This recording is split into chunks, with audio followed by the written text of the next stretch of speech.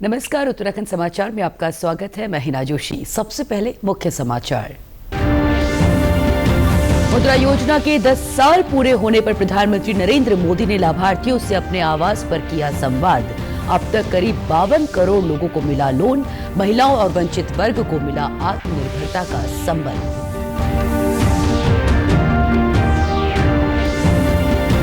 चारधाम यात्रा को लेकर सरकार तैयार। अब तक 25 लाख से अधिक रजिस्ट्रेशन। मुख्यमंत्री पुष्कर सिंह धामी ने कहा, यात्रियों की सुरक्षा सर्वोपरि, व्यवस्था रहेगी पुख्ता।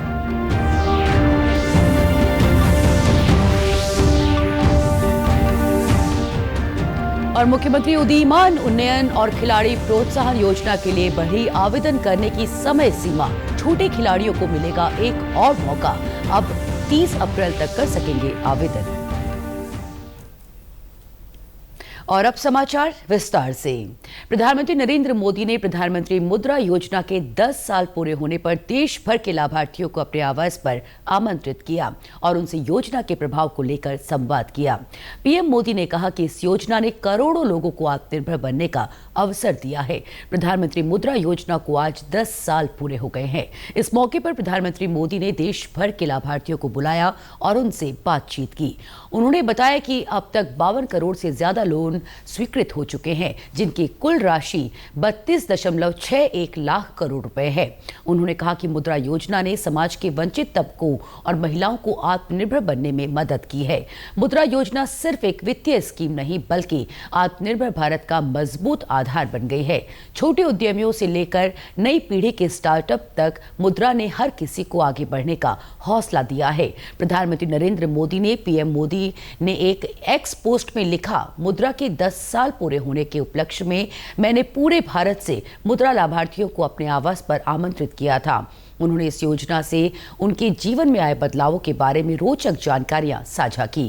केरल के एक उद्यमी ने बताया किस प्रकार मुद्रा योजना से उन्हें लाभ मिला।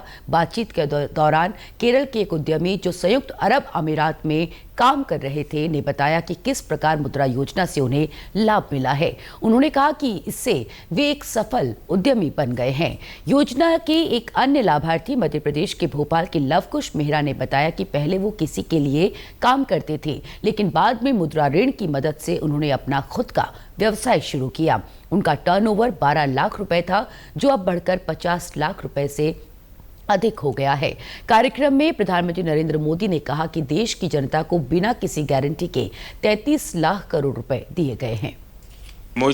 मेरा मकसद यही है कि मेरे देश का सामान्य नागरिक वो इतना विश्वास से भरा हुआ हो। मुसीबतें होती है, हर एक को होती है, जिंदगी में कठिनाइयां होती है, लेकिन अगर मौका मिले तो कठिनाइयों को परास्त कर करके जीवन को आगे बढ़ाना, और मुद्रा योजना ने यही काम किया है। हमारे देश में बहुत कम लोग हैं जिनको इन चीजों की समझ है कि साइलेंटली कैसे रिवॉल्यूशन हो रहा है। ये बहुत बड़ा साइलेंट रिवॉल्यूशन है। मुख्यमंत्री पुष्कर सिंह धामी ने कहा है कि राज्य सरकार का दृढ़ संकल्प है कि जो भी तीर्थयात्री और पर्यटक देवभूमि उत्तराखंड आए, वे चारों धामों के दर्शन करें। मुख्यमंत्री ने कहा कि शुरुआत के दिनों में यात्रा का संचालन थोड़ा कठिन होता है, जिससे लेकर परिवहन एवं पुलिस विभाग सहित अन्य महत्वपूर्ण संबंधित विभागों को विशेष रूप से पुख्ता व्यवस्थाओं के लिए हिदायत दी जाएगी। टपकेश्वर महादेव मंदिर में उत्तराखंड सेवा समिति द्वारा आगामी चारधाम यात्रा की सफलता के लिए आयोजित संगीतमय सुंदरकांड पाठ में प्रतिभाग करते हुए मुख्यमंत्री पुष्कर सिंह धामी ने उपस्थित श्रद्धालुओं को संबोधित करते हुए कहा कि वर्ष 2013 की आपदा के बाद गत वर्ष भी हमें केदार घाटी में एक बड़ी आपदा का सामना करना पड़ा, लेकिन सरकार की सतर्कता और प्रयासों से सभी श्रद्धालु सुरक्षित रहे। सरकार ने 35 दिनों तक युद्ध स्तर पर कार्य करते हुए यात्रा को दूसरे चरण में पुनः प्रारंभ कर दिया। मुख्यमंत्री ने कहा कि इस वर्ष भी अभी तक चारधाम यात्रा के लिए लगभग 25 लाख से अधिक रजिस्ट्रेशन हो चुके हैं। हम आगामी चारधाम यात्रा को लेकर भी अत्यंत उत्साही हैं। मुख्यमंत्री ने कहा कि प्रधानमंत्री की प्रेरणा से इस वर्ष से हमने शीतकालीन चारधाम यात्रा भी आरंभ कर दी है। अब देवभूमि उत्तराखंड में 12 महीने चारधाम यात्रा संचालित रहेगी। चारधाम यात्रा को लेकर उत्तराखंड सरकार पूरी तरह से तैयारियों में जुटी है। खासतौर पर स्वास्थ्य सेवाओं को लेकर इस बार सरकार ने कई अहम कदम उठाए हैं। स्वास्थ्य मंत्री डॉक्टर धन सिंह रावत ने अधिकारियों के साथ बैठक कर निर्देश दिए हैं कि तीर्थयात्रियों को यात्रा के दौरान बेहतरीन स्वास्थ्य सेवाएं उपलब्ध कराई जाएं। उन्होंने बताया कि इस बार यात्रा मार्गों पर 49 स्थायी और 25 अस्थायी चिकित्सा इकाइयां स्थापित की जाएंगी।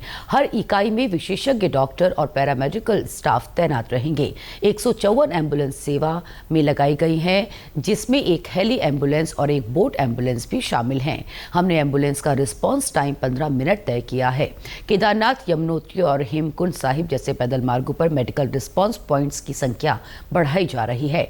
वहां तैनात मेडिकल स्टाफ को जीवन रक्षक उपकरण दिए जाएंगे ताकि किसी भी आपात स्थिति से तुरंत निपटा जा सके। सरकार ने निजी मेडिकल संस्थानों की भी भागीदारी सुनिश्चित की है। 40 विशेषज्ञ डॉक्टरों की सेवाएं निजी क्षेत्र से ली जाएंगी, जिनमें फिजिशियन, ऑर्थोपेडिशियन और गायनेकोलॉजिस्ट शामिल होंगे। इन्हें रोटेशन के आधार पर 15-15 दिनों के लिए चारधाम रूट पर तैनात किया जाएगा। देखिए, मैं कल हरिद्वार था और मैंने वहाँ भी कहा है कि अगर किसी की भी कोई शिकायत मिलती है तो वह हमको ज़रूर बताएंगे और निश्चित रूप से उनके खिलाफ कार्रवाई की जाए। देखिए, अभी स्वास्थ्य विभाग की मैंने बैठक रखी है चारधाम यात्रा की, और अभी मैं इसी हफ्ते उत्तरकाशी ज़िले में भी जा रहा हूँ और चमोली ज़िले में भी जा रहा हूँ और रुद्रप्रयाग ज़िले में जा रहा हूँ। तीनों जिलों की मैं समीक्षा बैठक भी करने जा रहा हूँ। मुख्यमंत्री उदीयमान उन्नयन योजना और मुख्यमंत्री खिलाड़ी प्रोत्साहन योजना के लिए ऑनलाइन आवेदन प्रक्रिया एक बार फिर से शुरू होने जा रही है। इन दोनों योजनाओं के लिए आवेदन की समय सीमा 31 मार्च को समाप्त हो गई थी, लेकिन सोमवार को हुई समीक्षा बैठक में खेल मंत्री रेखा आर्य ने आवेदन प्रक्रिया कुछ दिन और जारी रखने के निर्देश दिए। बैठक में खेल मंत्री ने कहा कि कई जनपदों से इस तरह की सूचना आई है कि कुछ खिलाड़ी किन्हीं कारणों से आवेदन नहीं कर पाए हैं। इन योजनाओं में ज्यादा से ज्यादा खिलाड़ियों को प्रोत्साहित करने के लिए आवेदन को एक बार फिर से खोला जाए। उन्होंने कहा कि इन दोनों योजनाओं में पात्र बच्चों का चयन 30 अप्रैल तक हर हाल में हो जाना चाहिए। ये निर्देशित कर दिया गया है कि हम 1 मई से मुख्यमंत्री खिलाड़ी उद्यमान उन्नयन योजना और प्रोत्साहन योजना का जो प्रोत्साहन राशि है वो हम खिलाड़ियों को डीबीटी करेंगे, जिसको लेकर खिलाड़ी चयन प्रक्रिया को बहुत तेजी गति से जो है वो पूर्ण करने के निर्देश दिए हैं।